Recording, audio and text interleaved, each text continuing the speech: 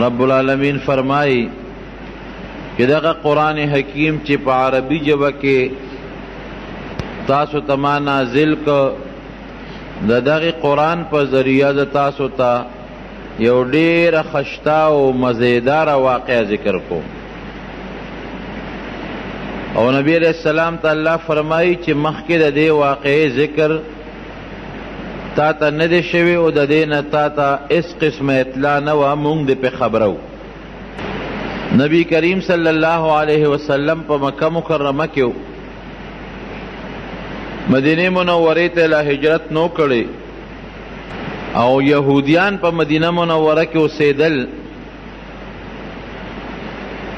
نو مشرکانو د یهودو نه تپوس وکړه چې داسې څه سوال راته وښایې چې مونږ یې په دې پیغمبر باندې وکړو په نبي علیه السلام او دې پې چپ کړو هغوی ورته ووایي چې تاسو د دې هلک نه چې د پیغمبرۍ دعوی کړې ده د یوسف علیه السلام د واقعې تپوس وکړئ دا معلومات ته وکړئ او دا تپوس ته وکړئ چې یوسف علیه السلام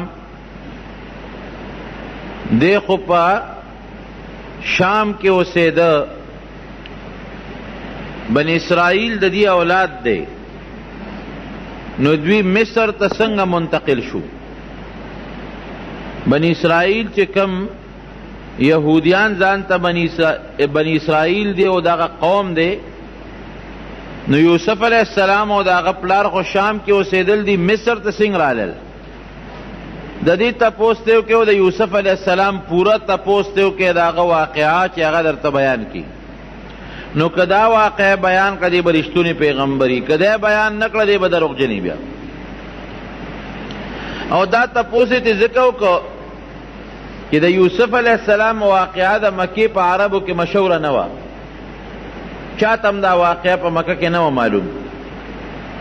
او یهودیان او عیسایان هم په مکه مکرمه کې نو چې پیغمبر علیہ السلام یې تپوس وکړي نه د مکې خلکو ته دا قصه معلومه وه نو ځکه یهودیانو د مکې مشرکانو ته ووایي چې له دې تپوس ته وکړئ دی رالل او نبی علیہ السلام ته کېناستل ورته خو پته وه چې دا قصه مونږ ته نه ده معلومه ده ته هم نه ده معلومه یهود او عیسایي نشته چې د هغه نه معلومات وشي نو دی نبی علیہ السلام به دا واقعه مونږ ته بیان نه کړي شي دی به چپ پاتې شي وی چې مونږ ته د یوسف علیہ السلام قصه وکړه او په دې هم پوه کا چې بني اسرائیل چې کوم د یوسف علیہ السلام او د یعقوب علیہ په حقیقت کې د یعقوب علیہ السلام اولاد دی د اسحاق علیہ السلام نو په دې باندې مونږ پوه کا چې دا بني اسرائیل خو مصر کې شام کې مصر ته څنګه رالل پیغمبر علیہ السلام جبریل علیہ السلام ته رجوع کړه او حضرت جبریل علیہ السلام د رب العالمین نه په قرآن حکیم کې پوره یو صورت راوړه چې هغې ته صورت یوسف وایي او هغه واقعه مکمل اول نه آخره پورې د مکې مشرکانو ته بیان کړه اگر چې هغوی ایمان راو نړه خدا د نبی علیہ السلام د نبوت او د پیغمبرۍ غټ دلیل شو ځکه دا واقعه چې نبی علیہ السلام پوره بیانوي د کوم ځای نه بیان کړه نه خو دغلته کې څوک یهودي عیسایي شته چې د هغې نه زده کړي نه عربو کې دا واقعه چاته معلومه وه پته لګي چې دا د رب العالمین وینا ده او الله فرمایي نحن نقص عليك احسن القصص بما اوحينا اليك هذا القرآن وان كنت من قبله من الغافلين اے پیغمبر تا ته اس علم نو تا ته دې واقع پته نه وه د قرآن حکیم د وحی په ذریعه هم تا ته دا یو خشتا مزیدار او اعلی قسم درته بیان کړه چې ته دا خلکو ته ووایې او دا ستا د نبوت او د پیغمبرۍ یو مضبوط دلیل شي رب العالمین په دې صورت کې د یوسف علیہ السلام څلېرویشت کرته ذکر کړی دی او د یوسف علیہ السلام واقعه پوره په دې صورت کې ذکر ده په بل صورت کې د یوسف علیہ السلام قسم نه ده ذکر یوسف علیہ السلام څوک ډېر عبرتونه دي پکې ځکه دا واقعه تاسو ته بیانوم د مسلمان د پاره او د انسان د پاره او خصوصا د نبی علیہ السلام د امت د پاره په دې کې ډېرې د الله تعالی د قدرت او زمونږ د عبرت نښې دي چې هغه راته یو یو زه ورسره بیانوم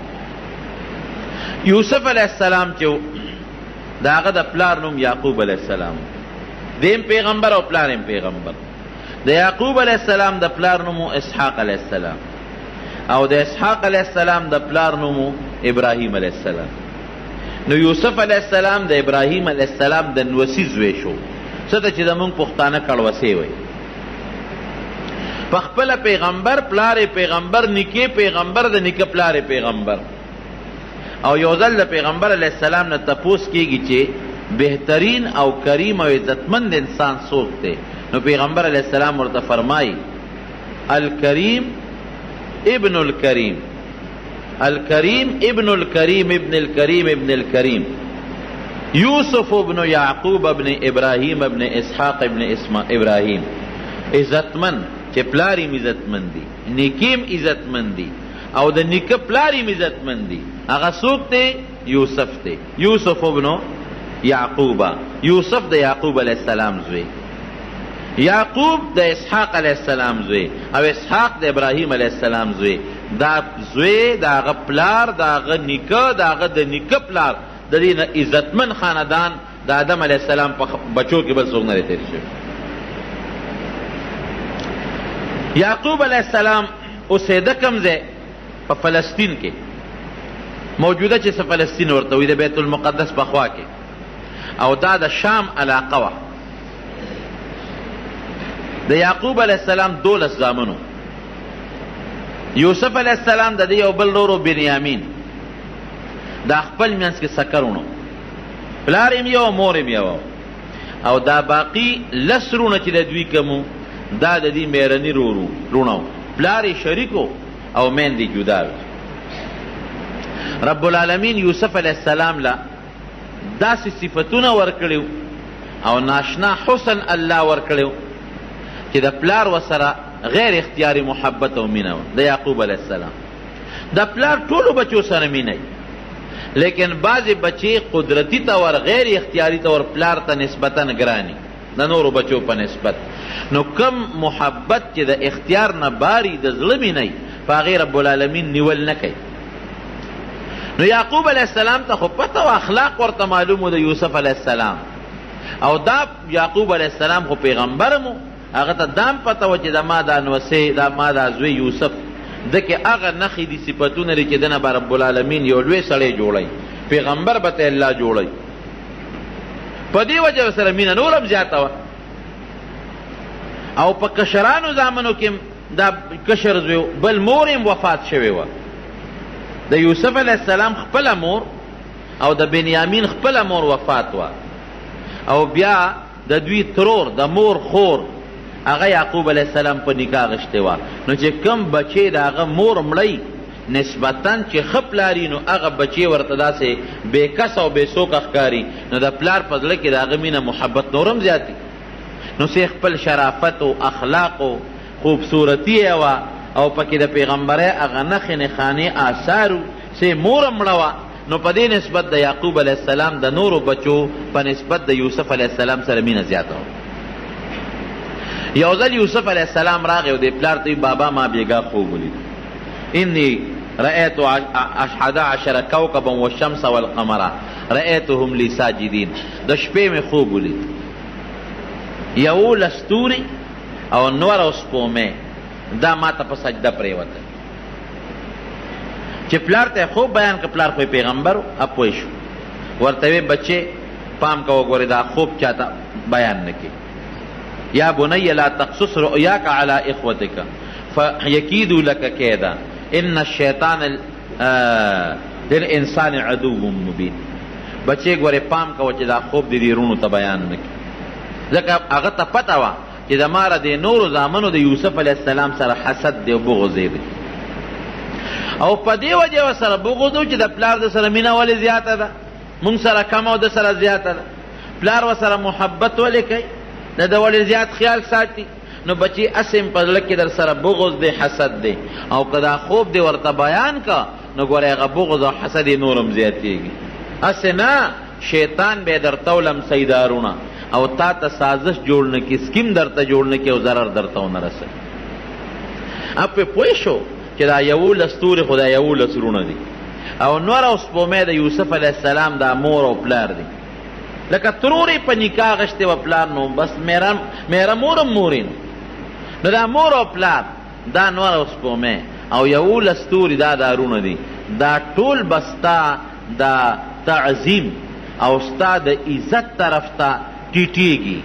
او ستا عزت به کوي دا به ټول ستا تابع کېږي په آخر وخت کې نو بچې ګورې که دا خوب دې ورونو ته ووایې ورونو ته دا پته ولګېده چې موږ به آخر وخت کې د یوسف تابع کېږو نو اسین در سره بغض او حسد دی سسکیم او سازش به درته جوړ لیکن دا خوب په یو طریقه د یوسف علیه السلام ورونو ته ورسېد چې هغې ته ورسېد هغې خپل منځ کې سره راغونډ شو 10 رونه یو خو د خپل سکه دی نه زیاتي چې کوم 10 رونو هغه راغونډ شو او په خپل منځ کې میټینګ او مشوره شروع کړه یاره د یوسف سره دی خو زمونږ رور دی پلار مینه ډېره کوي زمونږ په نسبت خیال ډېر ساتي او ډېر محبت ورسره کوي ډېر یې ځان ته رانږدې کوي دا خو زمونږ دا پلار ښه نه کوي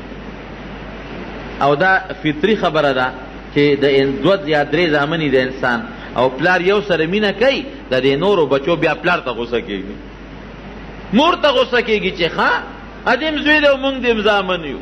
د هغه ډېر خیال ساتي زمونږ خیال نه ساتي نو پلار ته یې غوسه کېږي او هغه رور ته هم غوسه کېږي دا یو انسان کې فطرتن یو سیس پروت دی دا د انسان د فطرت تقاضا ده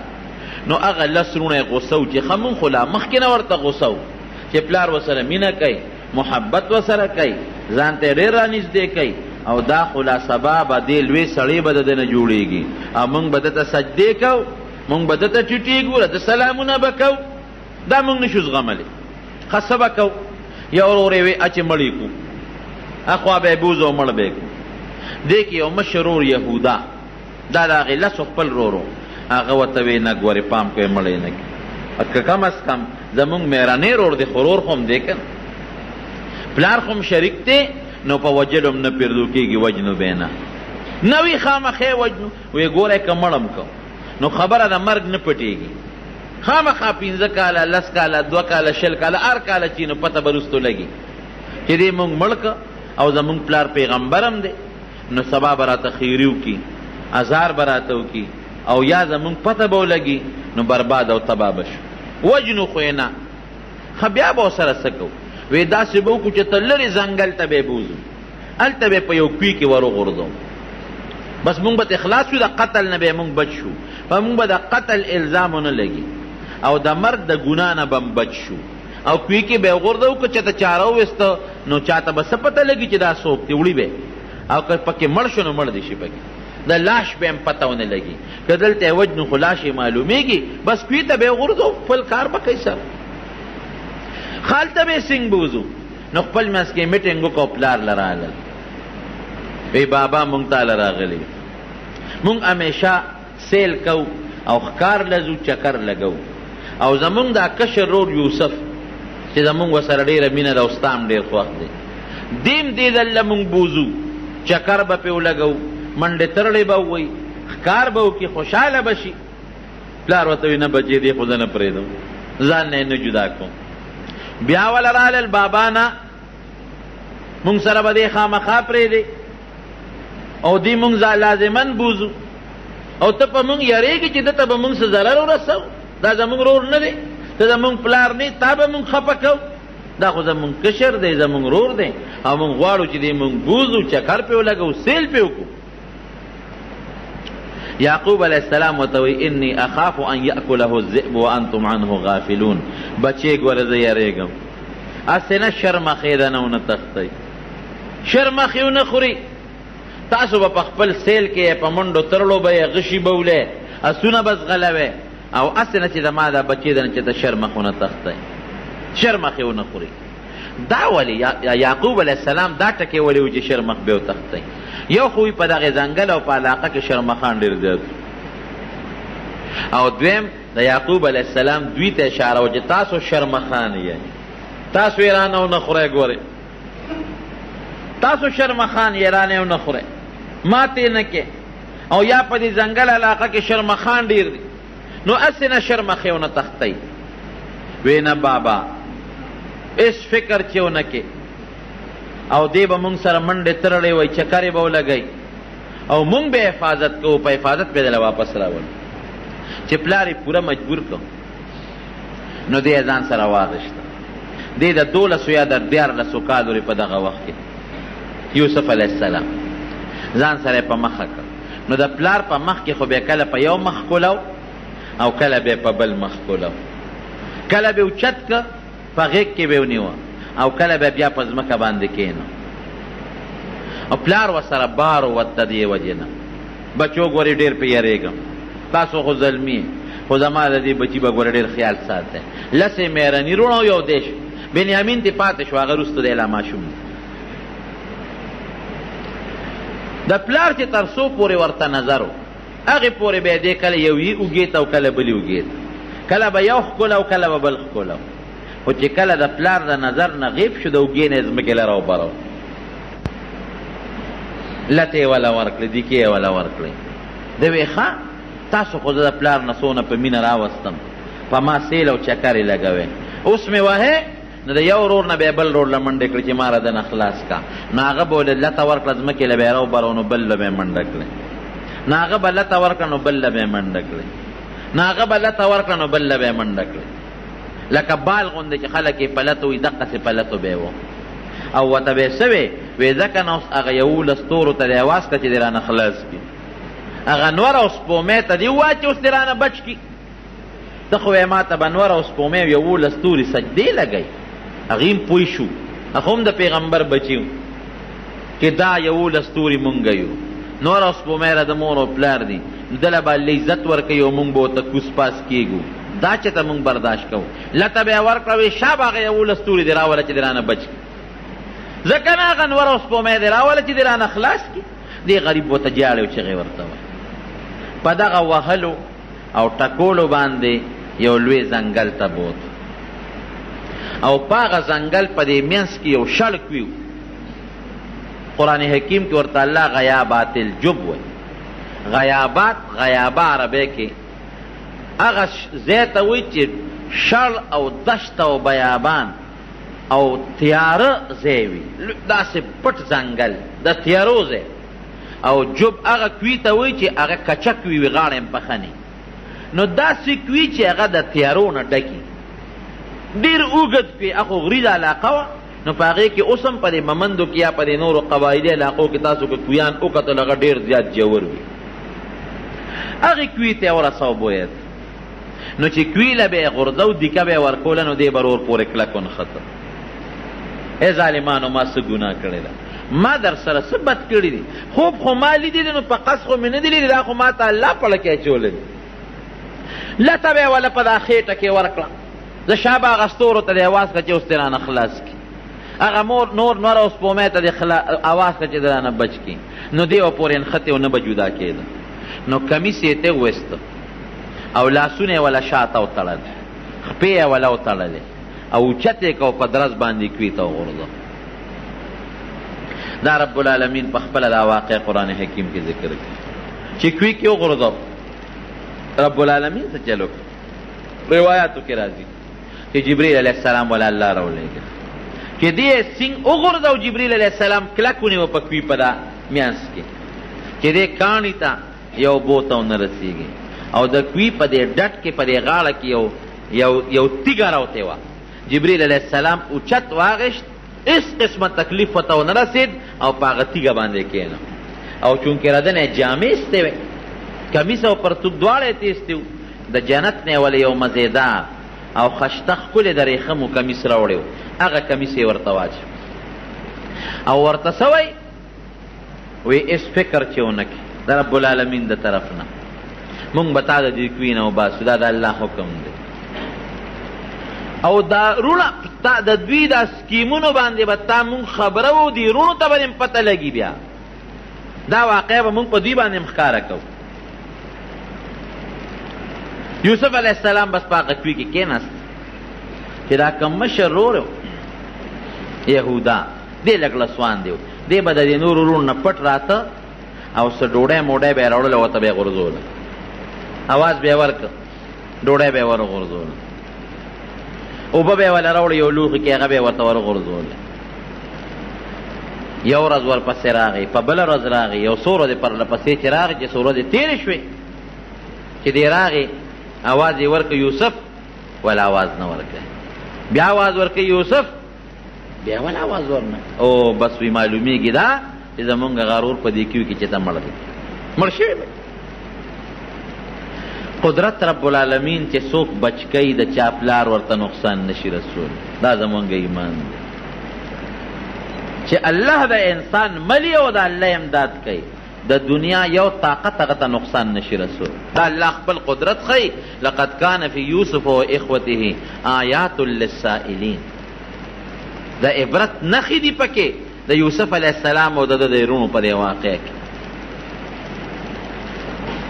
یو قافله په دې لاره راتېرېدله، نو دې قافله کې به بعضې کسان دو چې هغوی به ګیا پسې ګرځېدل،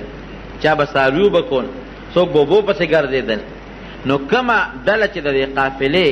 هغه په دې باندې ماموره وه چې تاسو لړ شئ اوبه وګورئ، هغوی چې راغلل هلته کوي وکړ، زر یې بورقه راواغېسته او هغې کوي ته ښکته کړه. چې کوي ته یې بورقه ښکته کړله او بورقه ویښته ورسوله، نو یوسف علیه السلام سره بورقه وجنګېدل، بس پړي پورې دې کلک ونښته. هغه به غټه بورقه وه، یو کس به نه شو رایستی، ابا په پنځو شپږو کسانو بلکې د دې نه په زیاتو به هغه بورقه خلکو رایسته.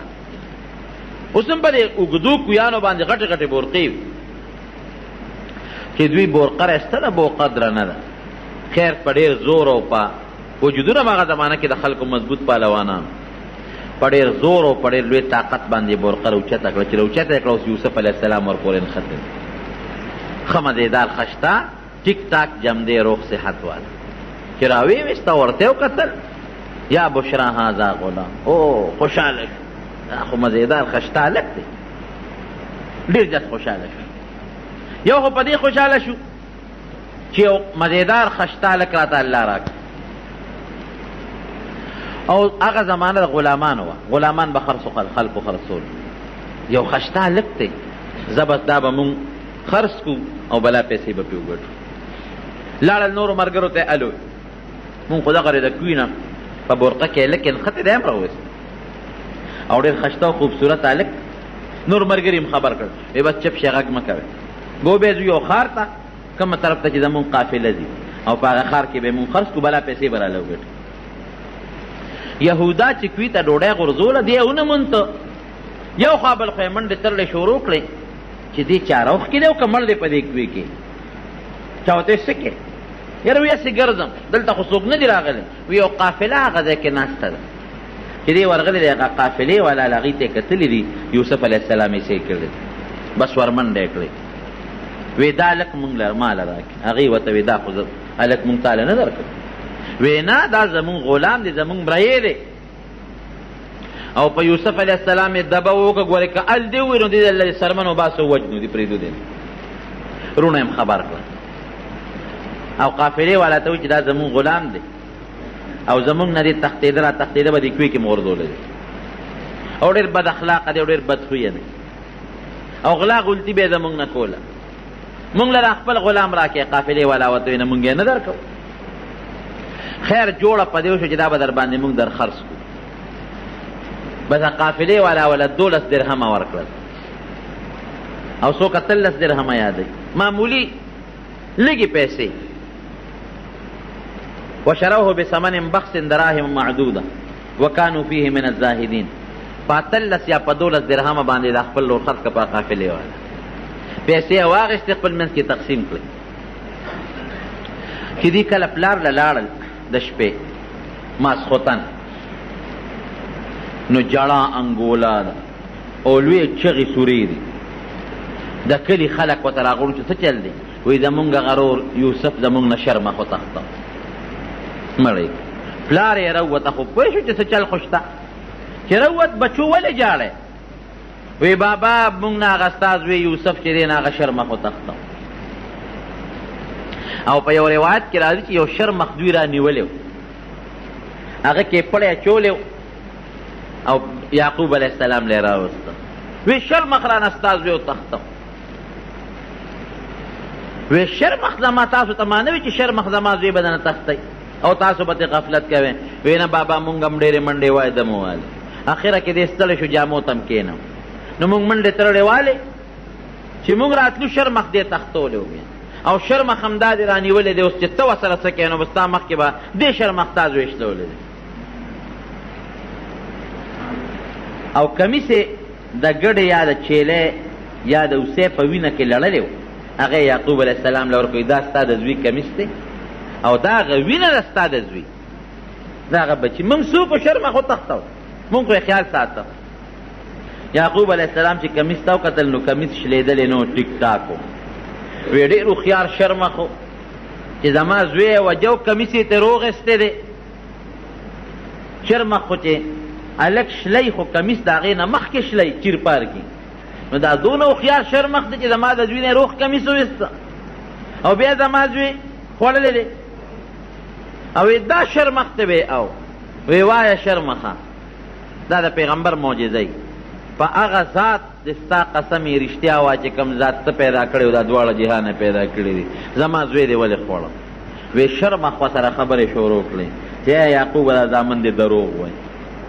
زه دوی په جال ښکار کړم او رب العالمین په مونږ حیواناتو د پیغمبرانو د هغې د بچو وینې او غوښې حرامې کړي دي.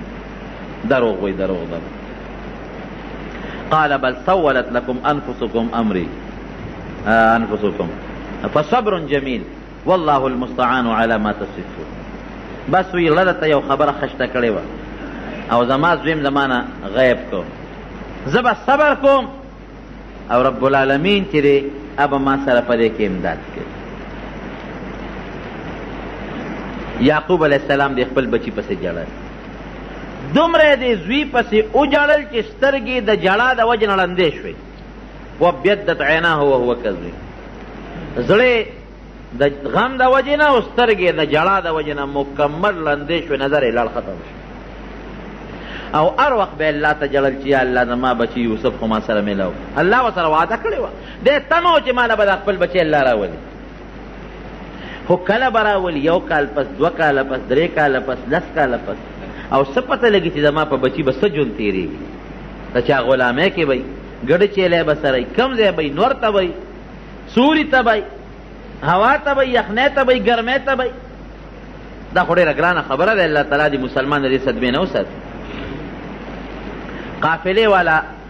یوسف علیه السلام بوته مصر ته، د مصر ښار. د مصر په ښار کې خرڅو. نو چې خرڅو یې نو بولی پې شروع شوه.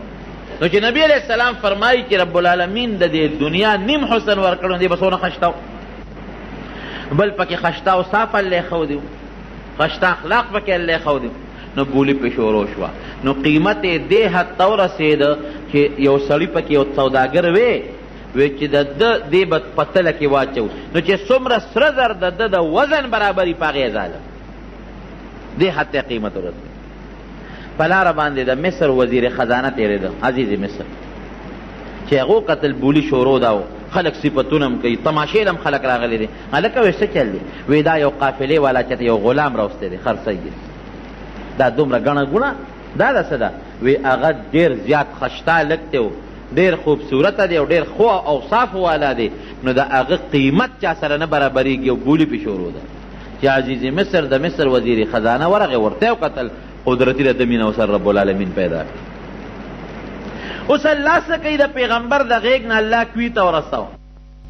دوی د ویښ نه رب العالمین د بادشاهۍ دربار ته اوس رسوي. ګوره الله چې څه کوي د انسان په عقل کې نه تېرېږي. بهر کیف چې دی بادشاه ورته وکتل، محبت پیدا شو. وی څونه ته بولي ورسېدله؟ وی دا مخامخ سوداګرې اخلي او دی وایي چې د دې په تله کې باچومو چې څومره سره زر د ده سره په تله کې په وزن کې برابرېږي په هغه یې اخلي. وزیر خزانه وی عزیز مصر، وی زه د دې نه پر زیات والم. وی په څو یې اخلي؟ وی چې دا مالک یې څومره غواړي په هغه یې مو مانګي قیمت، ته چې څومره پیسې غواړئ بس هغه وایي چې دا هلک د نه زوال. هغه وی ښه دومره د دې نه زیات سره زر او دومره دراهم او دنانیر. بس حکم یې وکړه هغه پیسې وله ورکړئ او یوسف علیه السلام یې ځان سره پاس باندې سور کو، کور ته یې بوت.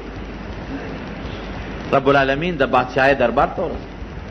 ښځې له یې بوته، د ښځې نوم یې زلیخه دی. وی ښځې او ماشوم مې راوست او ډېر خالق دی، ځان سره لویوه تربیت یې کوه، خو د دې عزیز د دې وزیر خزانه د مصر بچی نشته، نارینه اولاد یې نشته. وی داسې کار دی چې دا لږ ډېر ښه دی، مونږ ته په ده باندې الله تعالی ډېره فایده ورسوي. هغه دا دی چې مونږ به دې خرڅ کړو، ډېرې لویې پیسې به رالو کړي، او که د ښو اخلاقو خاوندو په بچیوالی په زویوالی به یې ځه وساتو، یا به ځان سره بچي کړو، او که بچی نی نو خرڅ به کړو، نو مونږ ته به دومره فایده ورسوي چې زبردست تجارت کې به مونږ ته ډېره لویه ګټه به ورسوي. چې زلیخې ورته وکتل، د هغې ورسره مینه د دې خاوند په نسبت د هغې نه هم زیاته شوه. یاره سړیه داسې به وکړو چې د تجارت دا نوم به دې له منځه وباسو، لوی به یې کړو، اسیم زما ستا زوی نشته، به دا زمونږ زوی شو. وی ډېره ښه ده ښځه. اخوا په یوسف علیه السلام، په یعقوب علیه السلام په پلار یې غم تېرېږي، اخوا د بچو هغه د بغض او د حسد هغه دروازه الله کوله وکړه، هم په پلار معلومه شوه. دې خوا دې کوي ته ورسېد،